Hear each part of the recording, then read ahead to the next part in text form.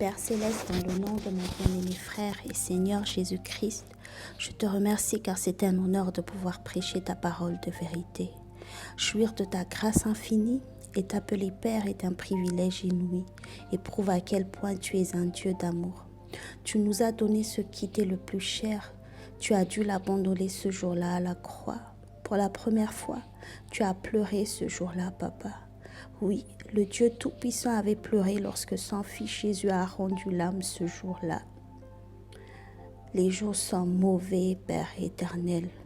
L'apparition de Jésus sur les nuées est pour bientôt et tu pleures car beaucoup de tes enfants sont encore égarés. Beaucoup sont déjà partis de ce monde à l'autre monde et n'ont pas été sauvés faute de leur mauvais choix. Aujourd'hui, Papa d'amour, tu nous donnes encore une opportunité inouïe. Et tout comme tu as dit à Adam et Ève de ne pas manger du fruit de cet arbre, tu nous demandes de choisir la vie et d'être attentif à ta parole pour conserver notre salut. Jésus, nous ne pouvons plus jouer avec notre vie spirituelle, et raison pour laquelle tu insistes et tu parles à travers beaucoup de tes serviteurs de préparer ton Église pour ton retour, afin que les vierges sages demeurent dans leur sagesse et que les folles reprennent leurs esprits. Tu es mort et es ressuscité et tu sièges actuellement à la droite de notre Père. Tu intercèdes encore pour nous et nous te remercions. Merci car tu ne nous as pas laissés dans cette fosse. Tu n'as pas laissé le lion nous dévorer. Tu n'as pas permis que ce feu nous brûle et tu ne permettras pas que le mal nous atteigne. Aujourd'hui et conformément à ta volonté, je me soumets humblement et je compte entièrement sur le Saint-Esprit pour nous conduire, car sensibiliser ton Église sur ton retour est extrêmement important. Des âmes sont en jeu chaque jour, chaque minute et chaque seconde qui passe. Des âmes pour lesquelles tu as déjà donné ta vie à la croix et nous en sommes à présent conscients. Jésus, tu as dit que ce que nous délirons ici-bas sera délié au ciel et de même, ce que nous lirons ici sera aussi lié au ciel. Que ta parole ne retourne vers toi sans avoir accompli ta volonté et qu'à travers cette exhortation, tout ce qui doit être délié soit délié, tout ce qui doit être lié soit lié en ton nom puissant. Père Céleste, merci de percer l'âme, de toucher le cœur et de connecter l'esprit de tous ceux qui écoutent ta parole à travers moi, afin que ta parole soit esprit et vie. Notre objectif est que ton Église se prépare, que ta volonté soit faite et que ton royaume vienne. Prépare le cœur de chacun à recevoir ta parole de vérité et dispose nos cœurs à supporter tout ce que tu as à nous dire. C'est dans le nom puissant de Jésus, celui qui vient bientôt avec sa rétribution pour rendre à chacun selon son œuvre que j'ai prié.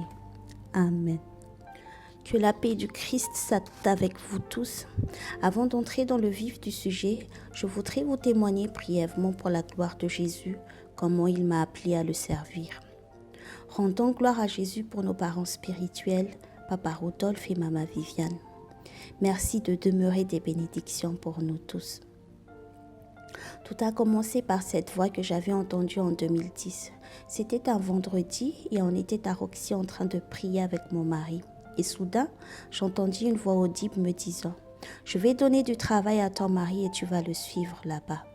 Mais tu ne travailleras pas, mais tu feras mon travail. » Puis, je demandais à mon mari s'il avait entendu cette voix et il me disait que non. Et je lui avais dit « Pourtant, quelqu'un vient de me parler. » Puis, environ 1 an après, la même voix me parla, mais cette fois-là dans une vision, et me montrant un endroit où il y avait beaucoup de mosquées et de musulmans, et il me disait « Voilà l'endroit où je vais vous envoyer. » Puis, en 2012, notre vie fut chamboulée et mon mari était en train de chercher un nouveau travail. Et je m'étais souvenu de la voix qui disait qu'il allait lui donner du travail. Du coup, on s'était accrochés tous les doigts à cette voix, à cette parole, à cette promesse. On avait envoyé son CV à beaucoup de sociétés et surtout à Dubaï parce que c'est un pays musulman. Et des mois ont passé, mais rien. Puis on finit par décider de jeûner 3 jours en accord donc avec la parole de Dieu. Et 3 jours pile sont terminés que le téléphone sonna. Et c'était pour lui dire qu'il était présélectionné pour un poste à Paris et qu'il devait faire un entretien en visioconférence. Ce jour-là, je parlais dans mon cœur au Seigneur lui disant que je te remercie déjà pour cela. Mais tu sais, élever 4 enfants à Paris en bas âge n'est pas évident. Mais si c'est ta volonté, je m'y plierai. Puis, vinrent des mois, mais on n'a pas encore de suite. Et on décida encore de jeûner, mais 3 nuits. Et fini les 3 nuits pile, et le téléphone sonna encore.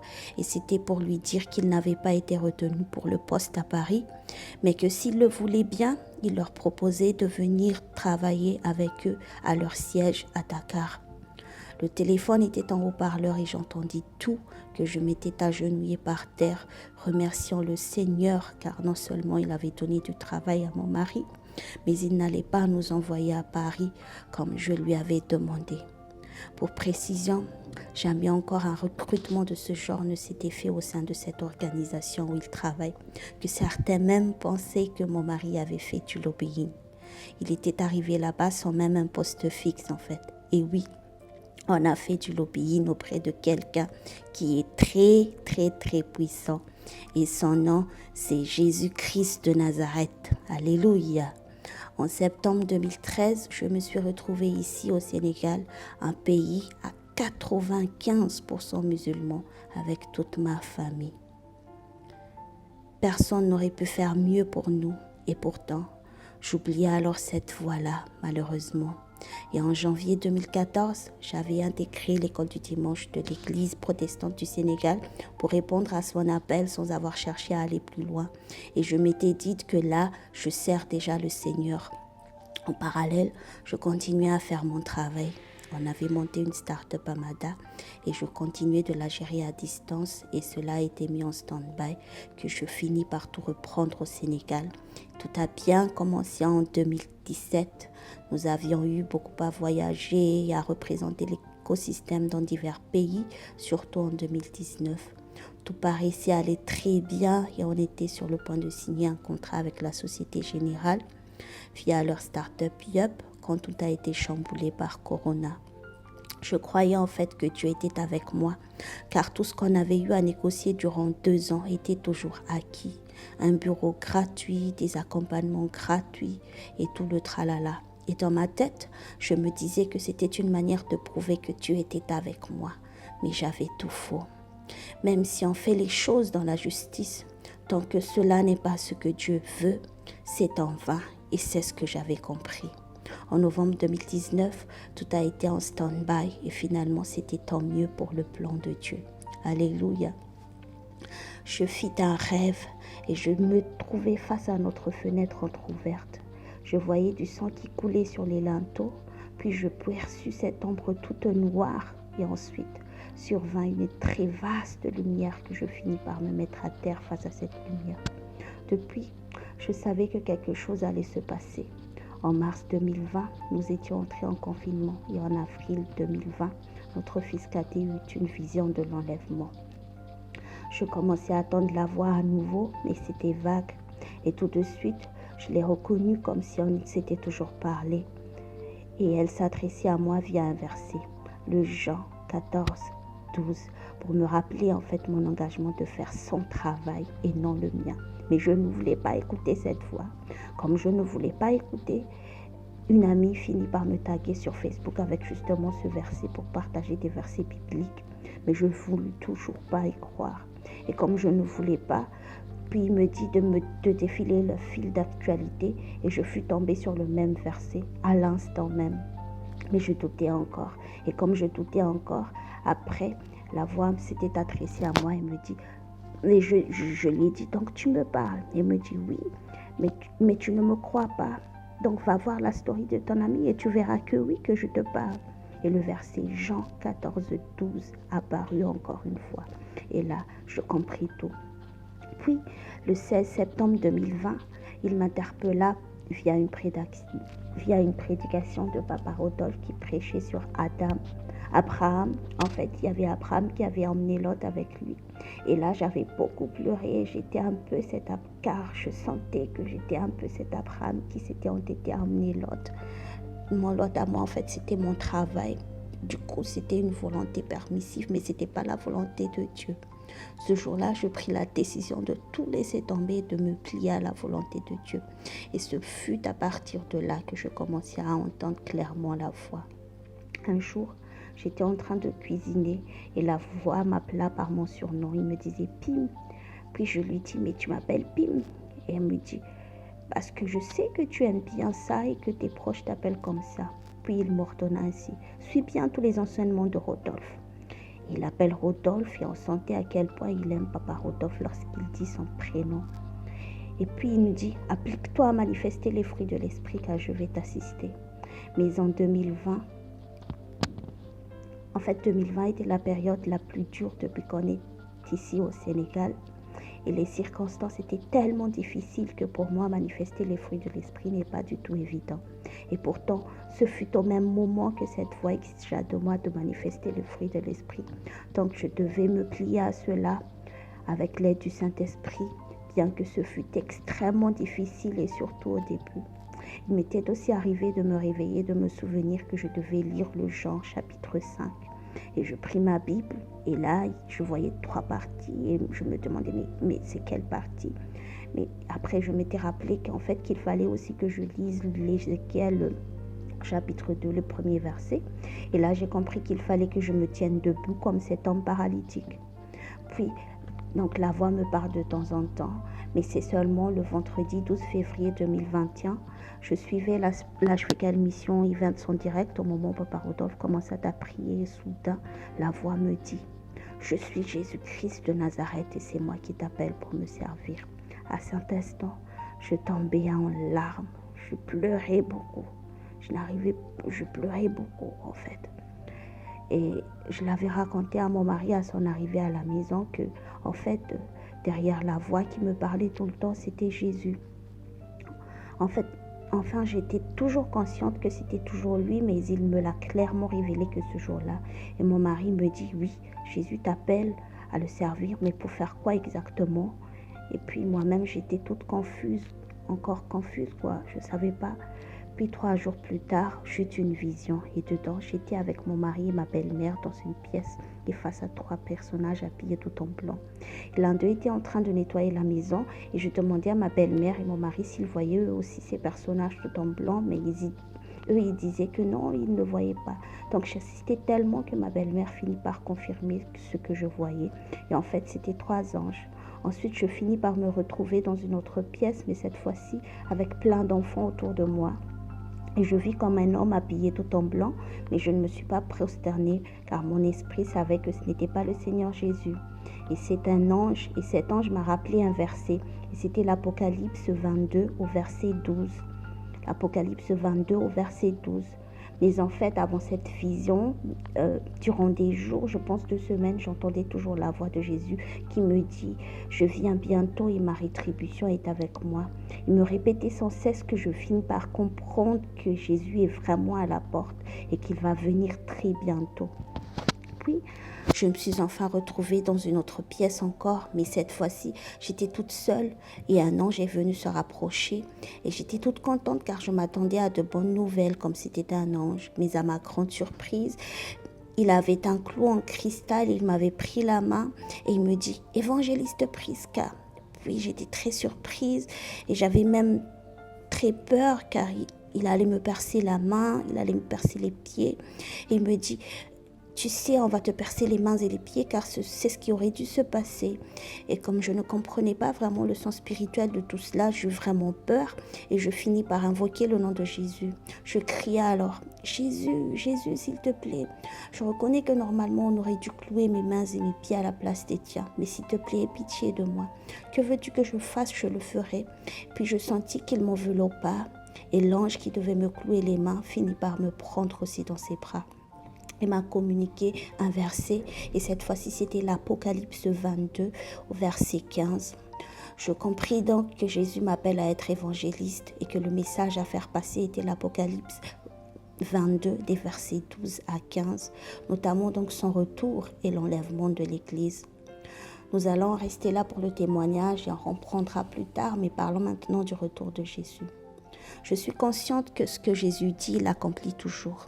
Il a clairement dit qu'il allait donner du travail à mon mari et il l'a fait. Et il dit clairement qu'il va bientôt venir avec sa rétribution.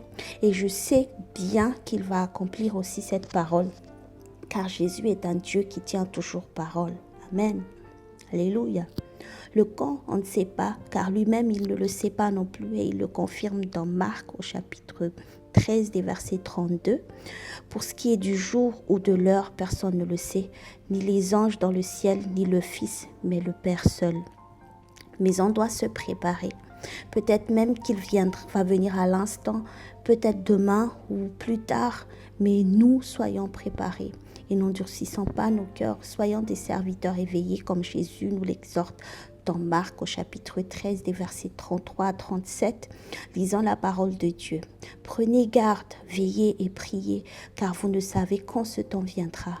Il en sera comme d'un homme qui, partant pour un voyage, laisse sa maison, remet l'autorité à ses serviteurs, indique à chacun sa tâche et ordonne au portier de veiller.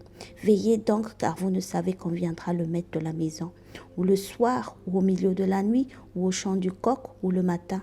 Craignez qu'il ne vous trouve endormis à son arrivée soudaine.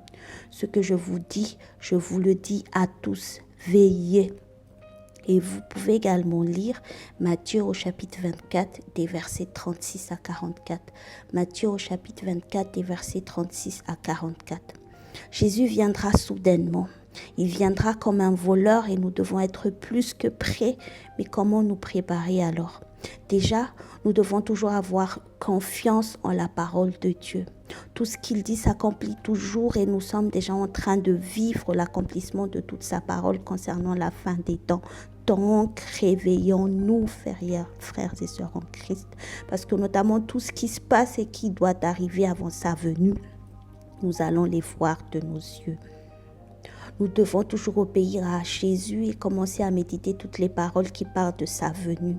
Il dit par exemple dans Matthieu au chapitre 24 des versets 17 à 18 que celui qui sera sur le toit ne descende pas pour prendre ce qui est dans sa maison et que celui qui sera dans les champs ne retourne pas en arrière pour prendre son manteau. Il nous dit qu'il ne faut pas reprocher le chemin, que ce n'est plus le moment, mais nous devons tenir ferme et nous devons demander à chaque instant au Saint-Esprit de nous conduire dans la fermeté de notre foi. Car lorsque Jésus viendra, il s'attend à voir une église qui tient ferme dans sa foi. Et il le dit dans sa parole dans Luc 18 au verset 8. Ce n'est plus la peine de se dire que non, je vais encore traîner un peu avec ce péché mignon-là, c'est qu'un péché mignon. Non, frères et sœurs en Christ, ne risquons pas notre éternité. Détachons-nous une bonne fois pour toutes de tout ce qui nous empêche encore de totalement fixer notre regard sur Jésus et sa venue, car le Seigneur Jésus est à la porte. Et si le Seigneur est réellement à la porte, c'est que nous devons rester vigilants et tenir ferme, quoi qu'il arrive et quoi qu'il se passe. Il est avec nous jusqu'à la fin du monde et il l'a dit et il nous le dit encore aujourd'hui. Imaginons un peu ce moment où Jésus va venir, vous et moi ainsi que nos familles respectives, nous allons revêtir notre incorruptibilité et être semblables à lui. Amen. Alléluia. Waouh. Qu'est-ce que vous et moi pourrions espérer de plus merveilleux que ce jour glorieux, frères et sœurs en Christ? La parole de Dieu nous dit de nous consoler avec cette réalité, car oui, c'est la réalité qui nous attend en Jésus, et non la réalité de ce monde qui arrive justement et bientôt à son terme. Je ne sais pas vous, mais servons le Seigneur avec fermeté et fixons nos regards sur Jésus. Parce que même les enfants ne parlent plus que de l'enlèvement de l'Église ces derniers temps. Et je leur demande pourquoi vous êtes tellement convaincus de cela. Et la petite dernière me dit que c'est dans la parole de Dieu, maman. Et ils en parlent aussi entre amis à l'école. Je leur ai dit, est-ce que vous en parlez? Est-ce qu'il y a des amis à vous qui en parlent? Les enfants confirment que d'autres amis leur en parlent. Et moi, je peux vous dire que c'est le Saint-Esprit en eux qui les a convaincus. Donc, préparons-nous les gens avec l'aide du Saint-Esprit et ayons ce cœur d'enfant. L'époux est en chemin. Revêtons-nous de notre plus beaux habits, qui est notre sainteté. Mettons notre plus beau soulier, qui est notre foi. Revêtons-nous de nos plus beaux bijoux en manifestant le fruit de l'esprit. Plus que jamais, Jésus nous aime tellement qu'avant de venir, il nous exhorte maintes et maintes fois. Ne nous trompons pas car la parole de Dieu est claire dans Apocalypse 22, 15. Lisons dans le nom de Jésus. Dehors les chiens, les enchanteurs, les impudiques, les meurtriers, les idolâtres et quiconque aime et pratique le mensonge. Dépouillons-nous de tout ce qui nous sépare encore de notre salut éternel dans le nom de Jésus. Et laissons Jésus nous purifier par son sang et nous combler de son amour en attendant son apparition sur les nuées. Rien sur cette terre ne vaut de rater ce plus beau jour, les gens. Nous ne sommes plus de ce monde, donc arrêtons de vivre comme ce monde. Nous devons faire un choix radical, car le Seigneur vomira de sa bouche celui qui est tiède, car il ne peut se régner lui-même. Jésus, c'est la parole vivante et la parole de Dieu, dit dans Apocalypse 3, verset 16. Ainsi, parce que tu es tiède et que tu n'es ni froid ni bouillant, je te vomirai de ma bouche. Qu'est-ce qui t'accroche encore à ce monde éphémère? Est-ce l'argent? Est-ce la gloire terrestre? Mais qu'est-ce que cela fasse au trésor céleste et à la gloire de Dieu dont Jésus nous a accordé une part? Une maison spécialement préparée par Dieu le Père nous attend. Aucune maison, même celle de tes plus grands rêves, ne peut être comparée avec ta demeure éternelle. Et c'est la parole de Dieu qui nous le dit. Lisons la parole de Dieu. Nous savons en effet que si cette tente où nous habitons sur la terre est détruite, nous avons dans le ciel un édifice qui est l'ouvrage de Dieu. Une demeure éternelle qui n'a pas été faite de main d'homme. C'est dans 2 Corinthiens 5, premier verset. Alléluia. Le diable, lui, ce qu'il te promet, c'est que ce monde, il ne peut te promettre que ce monde. Si tu te prosternes devant lui, sauf que ce monde touche bientôt à sa fin et va disparaître. Et la demeure éternelle qui attend le diable et ses acolytes, c'est le feu éternel malheureusement. Donc, vas-tu encore te prosterner devant lui avec ce mensonge, cette idolâtrie, cette haine, cette rancœur, cet orgueil, cette jalousie ou encore l'adultère? Et j'en passe.